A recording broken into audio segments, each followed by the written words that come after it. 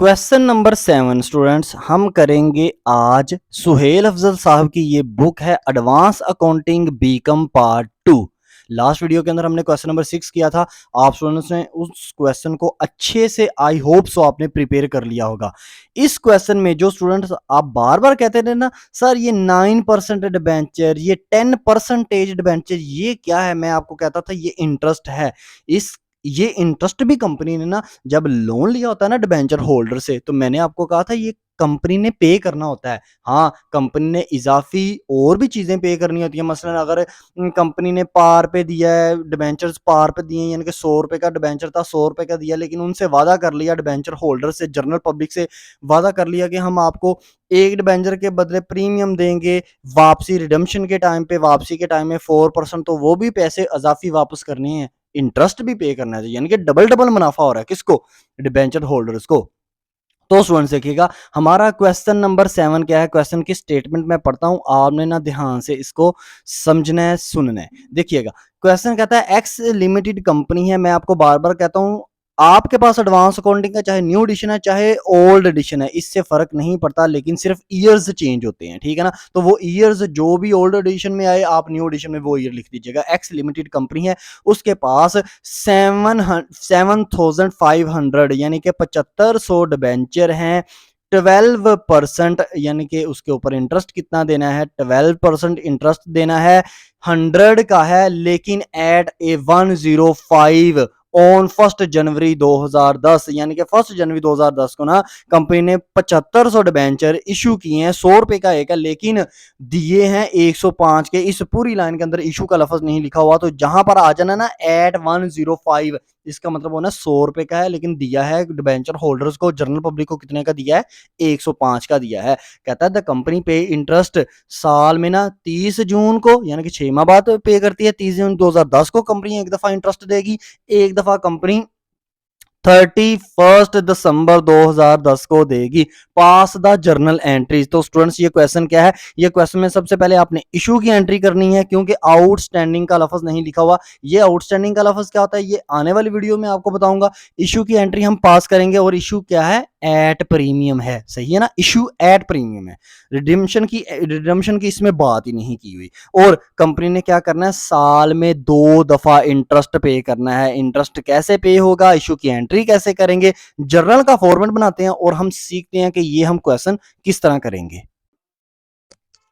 अब हम आगे हैं सोल्यूशन के ऊपर। सोल्यूशन में सबसे पहले जर्नल एंट्री पास करनी है ना, तो आप फॉर्मेट यही बनाएंगे। देखो आपको क्लियर कट दिखाई दे रहा है।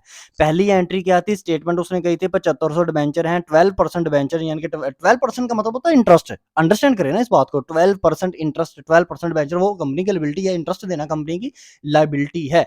7500 के डिबेंचर हैं, 105 रुपए के हमने इशू किए, तो इसका मतलब है वो जो आपको एंट्री की थी ना आपने क्वेश्चन नंबर 5 और क्वेश्चन नंबर 6 में, जो थर्ड वन आप केस किया करते थे, debenture issued at par redeemable at, issued at premium redeemable at par, वो प्रीमियम की अमाउंट होती थी 7% होती थी, या 4 या 5% होती थी, तो ये वो है।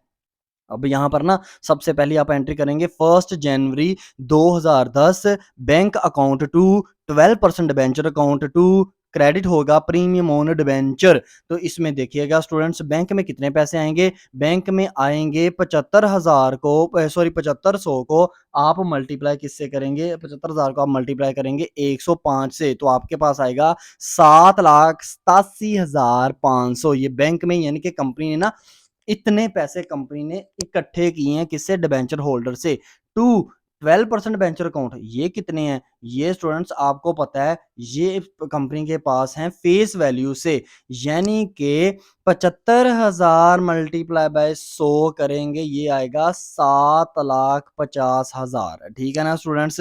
इसके बाद आपको पता है 12% डिबेंचर अकाउंट, यानी कि हमने जो इंटरेस्ट देना ना, इंटरेस्ट हमारी जो लायबिलिटी है वो हमारी फेस वैल्यू से लायबिलिटी आती है।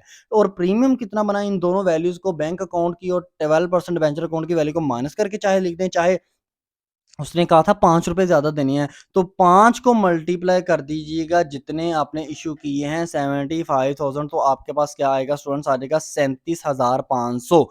तो ये आपकी क्या फर्स्ट एंट्री कंप्लीट हो जाएगी। इसकी नरेशन बिल्कुल यही लिख देंगे जो मैंने लिखी हुई है, ठीक है, यानी कि आप खुद से भी लिख सकते हैं being debenture issued at premium. ठीक है स्टूडेंट्स। नेक्स्ट एंट्री क्या है, उसने क्या है, साल में कंपनी 2 दफा इंटरेस्ट देगी, ये जो 12% है, तो इसका मतलब है पहले साल में देगी 30 जून 2010 को। उसने ना लिखा भी हुआ था कि 30 जून 2010 को पहले इंटरेस्ट दें। तो एक बात मुझे बताएं, जब कंपनी इंटरेस्ट देगी तो कंपनी डेट क्या लिखेगी, 30 जून 2010।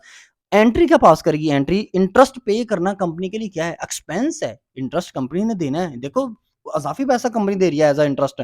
तो आप लिख सकते हो डिबेंचर इंटरेस्ट अकाउंट डेबिट कर सकते हो, इसकी जगह ना एक और वर्ड भी यूज कर सकते हो, इंटरेस्ट ऑन डिबेंचर भी लिख सकते हो, ठीक है ना। आपकी मर्जी है, चाहे दोनों में से कोई सा भी नेम यूज कर दो। सम टीचर्स बताते हैं कि आप इंटरेस्ट ऑन डिबेंचर लिख लो, कुछ टीचर्स कहते हैं आपको डिबेंचर इंटरेस्ट लिख लो, कुछ कहते हैं इंटरेस्ट डिबेंचर लिख लो, तो आपकी मर्जी है। इंटरेस्ट ऑन डिबेंचर लिख लें, डिबेंचर इंटरेस्ट लिख लें, ये हमारा एक्सपेंस, हमारा मींस कंपनी का एक्सपेंस है, ये डेबिट होगा टू।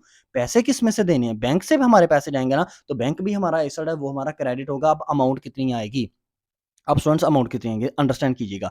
क्या हम 7,87,500 के ऊपर 12% लगाएंगे या 7,50,000 के ऊपर 12% लगाएंगे। स्टूडेंट्स आप लगाओगे 7,50,000 के ऊपर 12%। बहुत से स्टूडेंट कहते हैं नहीं सर, कंपनी को तो पैसे 7,87,500 इकट्ठा हुआ है। देखो वो तो कंपनी का मुनाफा है ना, जो ऊपर 37,500 इकट्ठा हुआ है। लेकिन कंपनी फेस वैल्यू, कंपनी ने डिसाइड ये किया था कि मेरा मेरा एक डिबेंचर 100 रुपए का है, टोटल पैसा इकट्ठा होगा 7,50,000 का। मैं इस फेस वैल्यू के ऊपर, जितने का ऊपर लिखा हुआ है ना डिबेंचर, डिबेंचर के ऊपर जितने का अमाउंट लिखी हुई है, मैं उतने से ही आपको इंटरेस्ट चार्ज करूंगी, कंपनी ने ये कहा है। अब 7,50,000 मल्टीप्लाई करेंगे 12, डिवाइड करेंगे हंड्रेड्स और 6 माँ क्या, तो मल्टीप्लाई बाय 6 डिवाइडेड बाय 12 करेंगे तो आपके पास आएगा 45,000। तो आपने कितना इंटरेस्ट दिया, 6 माह बाद कंपनी ने अपने डिबेंचर होल्डर को कितना इंटरेस्ट दिया, 45,000 का डेबिट और बैंक में भी 45,000 क्रेडिट। ठीक है स्टूडेंट्स, अब देखो इसको 6 माह बाद ही उन डिबेंचर होल्डर्स को 45,000 रुपया आ रहा है।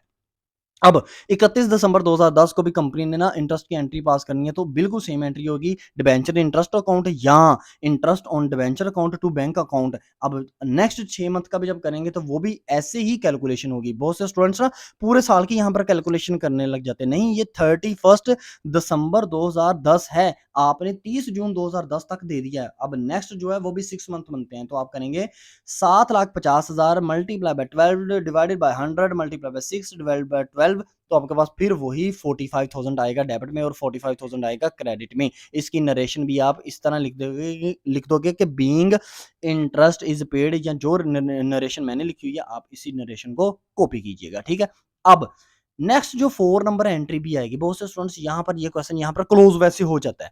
लेकिन एक बात बताओ स्टूडेंट्स, ये कंपनी ने इंटरेस्ट जो देना कंपनी का एक्सपेंस है।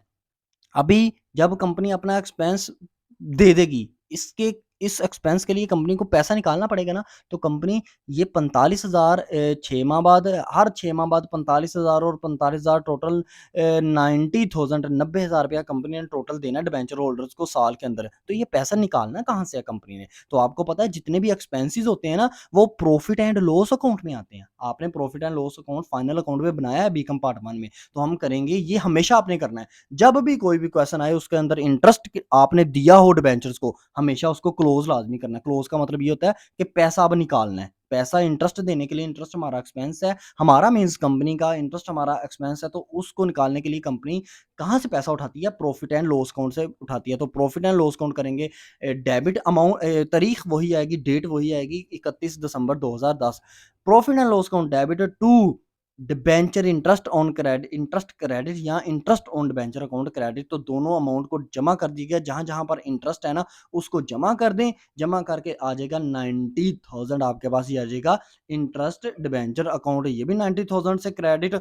और प्रॉफिट एंड लॉस अकाउंट 90,000 से क्रेडिट। हमने प्रॉफिट एंड लॉस अकाउंट को डेबिट क्यों किया, क्योंकि हमने पैसा उठाना है कहाँ से, प्रॉफिट एंड लॉस अकाउंट से। तो प्रॉफिट एंड लॉस अकाउंट जब भी हम उससे पैसा उठाएंगे वो होगा डेबिट, और जब हमने एक्सपेंस को दे देना है, जब आपको पता है जब कंपनी अपने ऊपर से एक खर्चा उतार देती है, एक्सपेंस पे कर देती है, हमेशा वो एक्सपेंस जब पे कर दिया जाए तो डिक्रीज होता है। तो इस एक्सपेंस जब डिक्रीज हो तब वो क्रेडिट ही होता है। इसकी नरेशन भी आप यही लिख देंगे कि हमने इसको ट्रांसफ़र कर दिया इंटरेस्ट ऑन डिबेंचर अकाउंट को या डिबेंचर इंटरेस्ट अकाउंट को प्रॉफिट एंड लॉस अकाउंट में। तो ये था स्टूडेंट्स आपका क्वेश्चन नंबर 7। हाँ, पेपर पॉइंट ऑफ व्यू से इतना ज़्यादा ये नहीं आया करता, लेकिन यहाँ से ही इंटरेस्ट की जो कैलकुलेशन है ना, उसकी बेस स्टार्ट होती है। आई होप सो आपको ये क्वेश्चन अच्छे से अंडरस्टैंड हो गया होगा। वीडियो को लाइक करें, चैनल को सब्सक्राइब करें ताकि आपको इस तरह की वीडियोज़ मिलती रहें। अब तक लेते रहें, अपना ख्याल रखें, अपने इस यूट्यूब चैनल का भी।